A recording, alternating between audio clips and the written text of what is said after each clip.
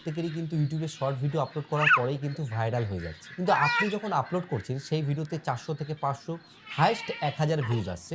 তারপরে কিন্তু আপনার যে ভিউজ রয়েছে সেটা কিন্তু থেমে যাচ্ছে। কোনো মতেই আপনার শর্টস ভিডিওতে ভিউজ আসছে না। আর এই জিনিসটা যখন আপনার হচ্ছে তখন আপনি কিন্তু মানসিকভাবে অনেকটাই ভেঙে পড়ছেন। যে কি ব্যাপার? আমি এত কষ্ট করে ভিডিও তৈরি করছি তাও কেন ভিউজ হচ্ছে না? হতে পারে আপনি যখন আপনার শর্টস ভিডিও আপলোড করছেন তখন কিছু ভুল করছেন। সেই ভুলের কারণেই কিন্তু আপনার ভিডিওতে কখনোই ভিউজ আসছে না। আপনারা কোনো টেনশন করবেন না। আজকের এই ভিডিওতে আপনাদেরকে আমি কিভাবে শর্টস ভিডিও সঠিক নিয়মে আপলোড করতে হয় সমস্ত কিছু ডিটেইলসে দেখিয়ে দেবো। আমি অনেক এমন ভিডিও দেখেছি যাদের ভিডিও কোয়ালিটি অনেকটাই ভালো। যে ভিডিও কিন্তু ভাইরাল হওয়ার কথা। কিন্তু সেই ভিডিও আপলোড করার পরেও কিন্তু ভাইরাল হচ্ছে না। সেখানে কি হচ্ছে তারা কিছু মিস্টেক করছে। ভিডিও আপলোড করার পরে তারা সেটাকে ভালো করে এসইও করতে পারছে না।